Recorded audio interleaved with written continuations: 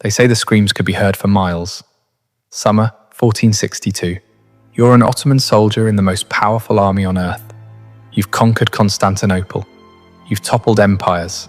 You're marching into a tiny principality called Wallachia to crush a rebel prince. It should take weeks, maybe days. Then you smell it. Death, rot, something else you can't quite name.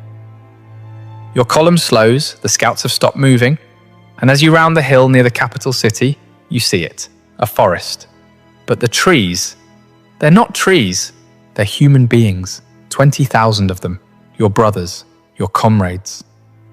Lifted into the air on wooden stakes, arranged in perfect geometric rows, as far as the eye can see. Some have been dead for weeks, their bodies bloated and black.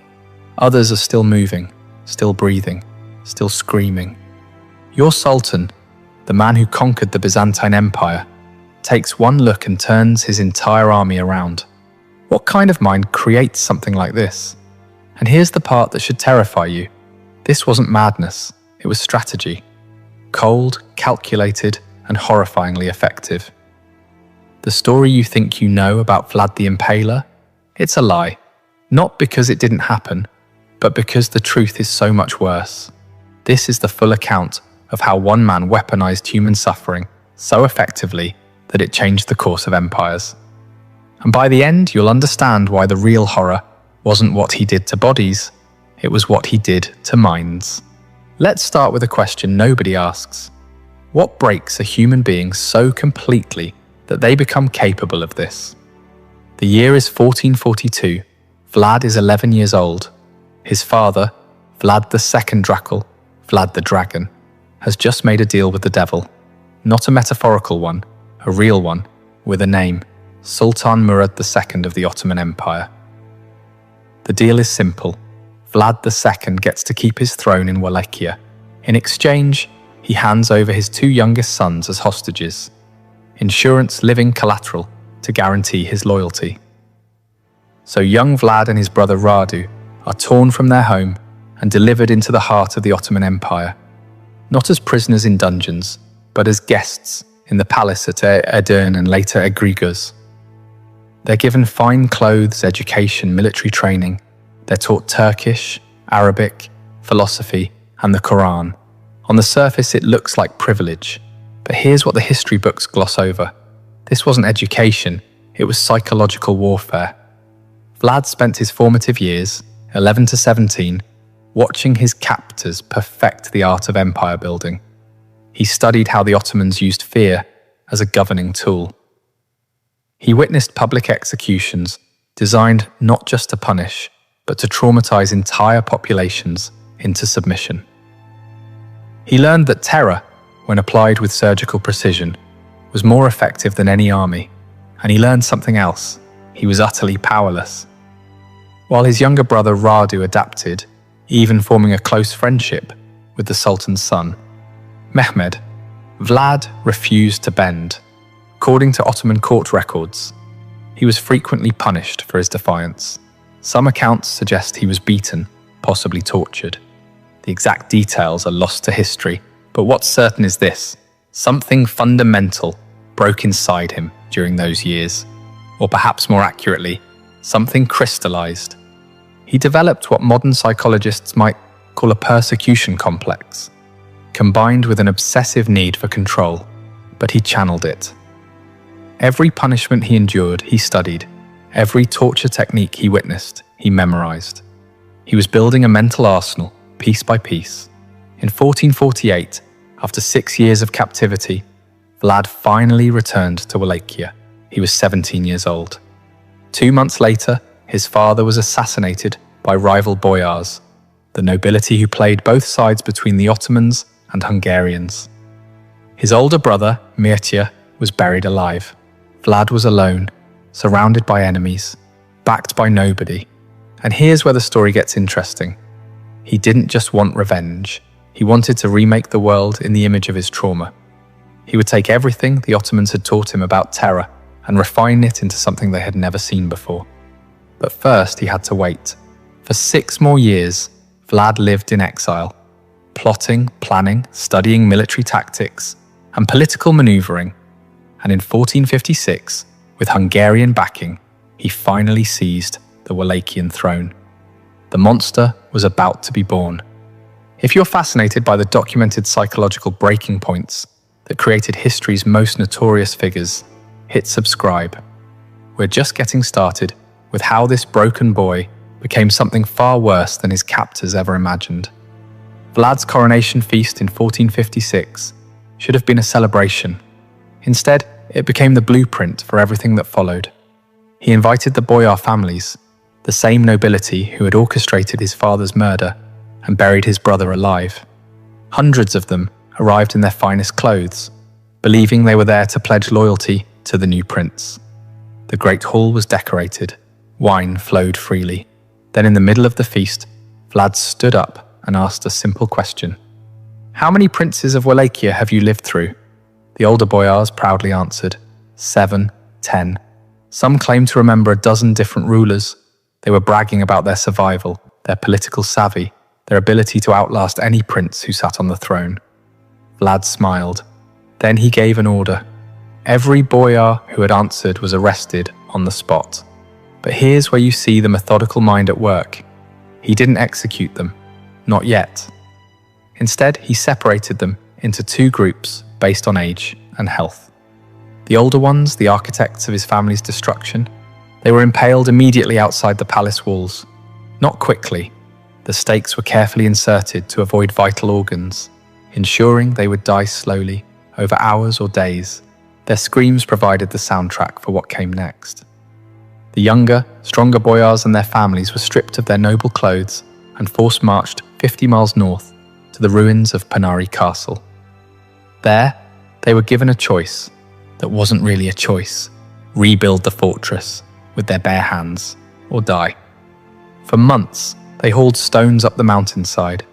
They worked until their hands bled, until their fine clothes rotted off their bodies, until they collapsed from exhaustion. Most died during the construction. The survivors, they were never the same. Vlad had effectively erased the old nobility and replaced them with a new class who owed everything to him and lived in absolute terror of his displeasure. This wasn't just revenge. It was a systematic dismantling of the power structure that had made Wallachia weak. And it revealed something crucial about Vlad's psychology. He didn't just want obedience. He wanted to break people so completely that obedience became their only possible response. But this was still domestic politics. The boyars were Wallachian. What Vlad did next would send shockwaves across empires. In 1459, Sultan Mehmed II, yes, the same Mehmed, who had been Vlad's childhood companion, sent envoys to Wallachia, demanding the annual tribute that Vlad's father had agreed to pay. The demand came with an additional insult. Vlad was to present himself personally in Constantinople to renew his oath of vassalage. The envoys arrived expecting the usual political theatre. Perhaps some negotiation, maybe a counteroffer. What they got was a preview of hell. When they entered Vlad's court and refused to remove their turbans, a genuine religious custom in Ottoman protocol, Vlad asked them to explain their tradition. They did, probably relieved that he seemed interested in understanding rather than offended. Vlad nodded thoughtfully. Then he said something that must have frozen their blood. "I respect a man who honors his faith so completely. Let me help you honor it forever." He ordered his guards to nail the turbans directly to their skulls. Think about the precision of that cruelty. He didn't kill them. He mutilated them in a way that was both symbolically loaded and medically calculated to ensure they'd survive the journey back to Constantinople.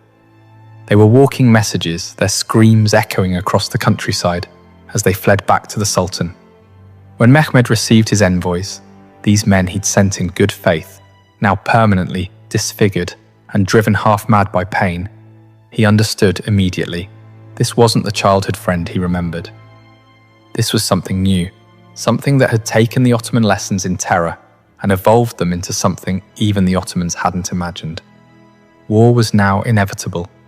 But before that war came, Vlad had more messages to send. Here's what most people don't understand about impalement.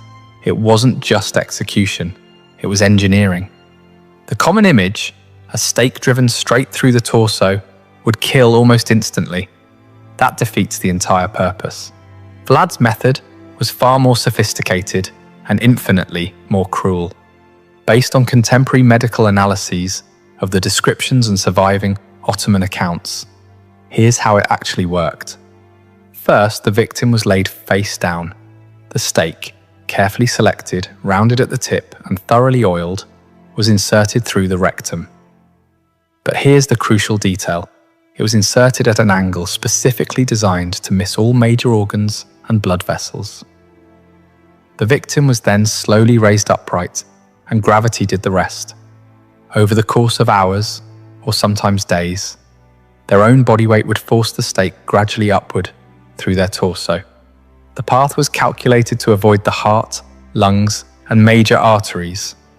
In some documented cases, the stake would eventually emerge through the shoulder or chest, but the victim could remain alive for up to 3 days. Why this method? Because Vlad understood something that modern psychological warfare experts now confirm. Witnessing prolonged suffering is exponentially more traumatizing than witnessing quick death. A battlefield beheading is horrific but brief. Impalement was a performance that lasted days, complete with screams that could be heard across entire valleys. But the physical act was only one component. The real genius, if we can use such a perverted word, was in the staging. When Vlad impaled victims, he did it in public squares, along major roads, outside city gates, anywhere that would maximize visibility. He understood that word of mouth and rumor would multiply the psychological impact far beyond the actual number of victims. One impalement witnessed by 100 people would create 100 storytellers, each of whom would tell 100 more. And he refined the symbolism constantly. Stakes were different heights based on rank, peasants near the ground, nobles higher, the highest reserved for enemy commanders. This created a grotesque visual hierarchy that reinforced his message: everyone has a place in my world, and everyone will suffer according to their station. In some accounts, he arranged impaled victims in geometric patterns, circles, stars, concentric rings. This wasn't random sadism, it was a demonstration of control. It said, I have so much power that I can turn human suffering into art. There's a German pamphlet from 1462, admittedly propaganda, but based on eyewitness accounts from Saxon merchants in Wallachia, that describes Vlad dining among the impaled. He allegedly had a table set up in the middle of a field of stakes, ate his meals surrounded by dying men, and seemed to enjoy the experience. Whether this specific incident happened exactly as described is debatable, but what's not debatable is the psychological message: I am so far beyond your understanding of human behavior that your horror doesn't touch me. The Saxons, who had their own complicated relationship with Vlad, circulated these pamphlets widely. They were some of the first mass-produced horror stories in European history, complete with woodcut illustrations.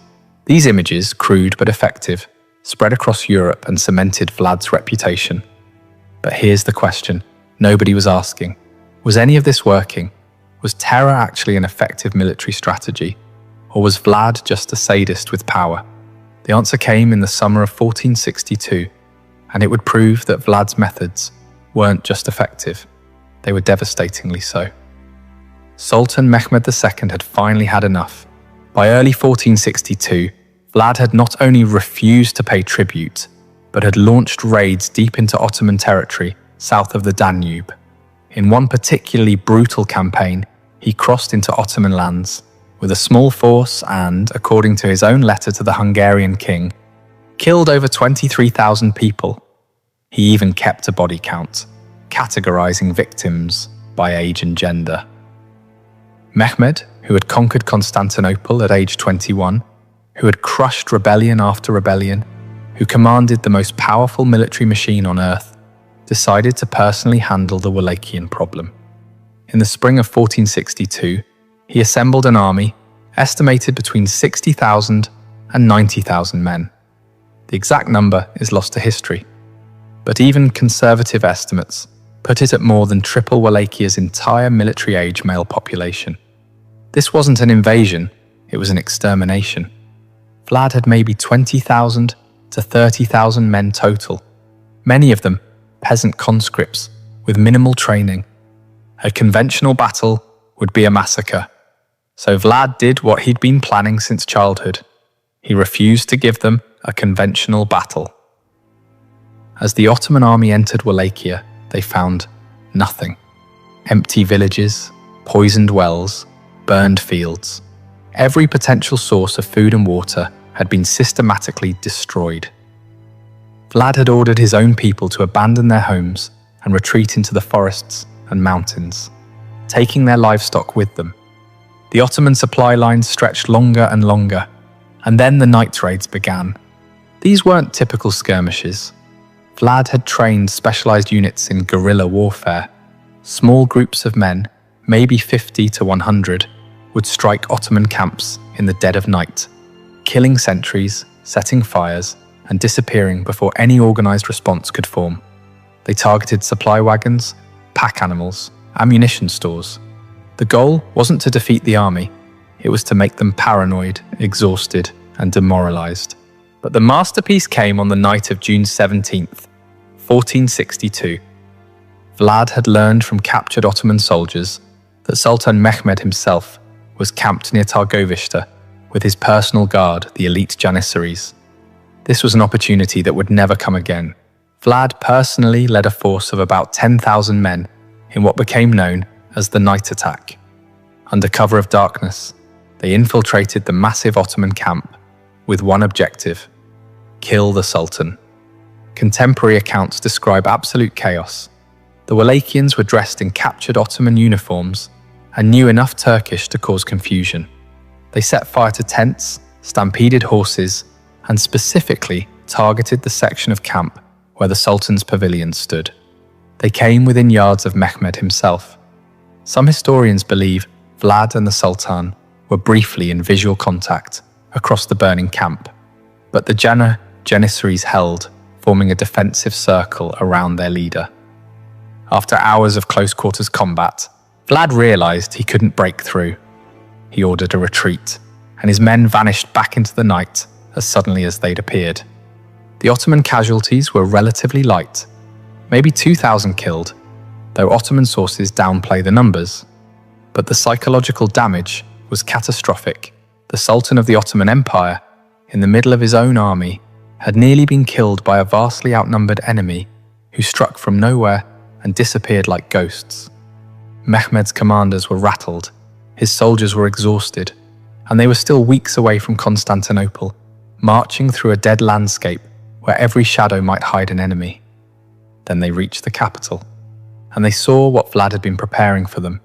No written description can fully capture what Mehmed's army encountered on the approach to Targovishte in late June 1462. But we can try. Imagine you're an Ottoman soldier. You've been marching for weeks through scorched earth. You're hungry, exhausted, and jumpy from constant night raids. You haven't seen the enemy in days. They've just vanished. That should be a good sign. It feels like a trap. As you approach the Wallachian capital, the smell hits first. If you've ever smelled a dead animal rotting in summer heat, multiply that by thousands, then add the sweet, sick-making odor of decomposing human flesh. It's so thick you can taste it.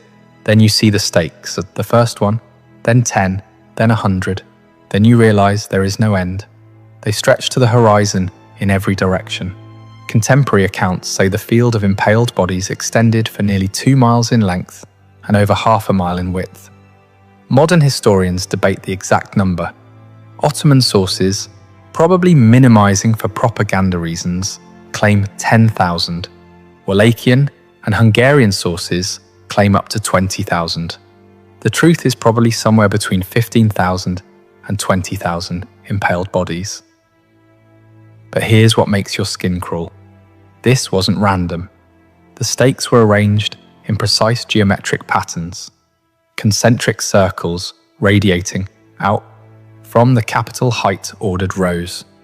In some sections they formed star patterns, visible from elevated ground. Vlad had spent weeks possibly months, preparing this. He'd captured Ottoman soldiers and sympathizers from earlier raids and border skirmishes. He'd kept them alive specifically for this purpose. Some of the bodies had been dead for weeks, rotting in the summer heat. Others had been impaled more recently, and some, according to multiple sources, were still alive. The Byzantine chronicler Leonikos Chalkokondylis, who interviewed eyewitnesses, wrote that the moaning of the dying could be heard across the entire field. Some had been impaled for days, their bodies slowly consuming themselves, too weak to scream but still conscious. The Ottoman troops, hardened veterans who had conquered cities and slaughtered countless enemies, reportedly began vomiting. Some refused to advance further. Others started deserting in the night, willing to risk execution rather than continue through this nightmare. And at the center, on the tallest stake of all, was Hamza Pasha, a high-ranking Ottoman commander captured in an earlier skirmish. His body, dressed in the remnants of his military finery, was positioned directly facing the route of the Sultan's approach, a personal message from Vlad to Mehmed. "This is what I do to your best men. Imagine what I'll do to you." Sultan Mehmed II, remember, this is the man who watched Constantinople's walls crumble under his cannons, who had ordered his own share of executions and massacres, reportedly stopped his horse and stared in silence for several minutes. Different sources record different versions of his response, but the most widely accepted comes from Chalkokondylis. It is not possible to deprive of his country a man who has done such great deeds, who knows how to put his power to such use. A man who had done such things was worth much. This wasn't praise, it was recognition. The Sultan was acknowledging that he was facing something he didn't fully understand, a mind that had taken Ottoman methods and evolved them into something even the Ottomans couldn't match. The military situation was already deteriorating. Supply lines were overstretched. The scorched earth tactics had worked. The night raids had destroyed morale. The Sultan's own commanders were advising retreat. But the Forest of the Impaled was the psychological breaking point. It proved that conventional military thinking didn't apply here. Vlad wasn't trying to win battles, he was trying to break minds, and it was working. Within days, Mehmed ordered a general retreat.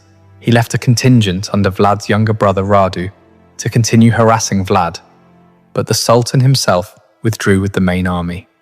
The most powerful military force in the world had invaded a tiny principality with overwhelming numbers and been turned back not by military defeat, but by sheer psychological warfare. Vlad the Impaler had won. But the story doesn't end there, because what comes next reveals the ultimate tragedy. That terror, however effective in the short term, always devours its wielder in the end. You'd think that turning back the Ottoman Empire would make Vlad a hero in Christian Europe. In some ways it did. The Hungarian king and the Pope praised his defense of Christendom. But here's what they didn't understand. Vlad couldn't turn it off. The methods that defeated the Ottomans didn't stop with the Ottomans. He used them on everyone. By late 1462, Vlad was impaling Wallachian merchants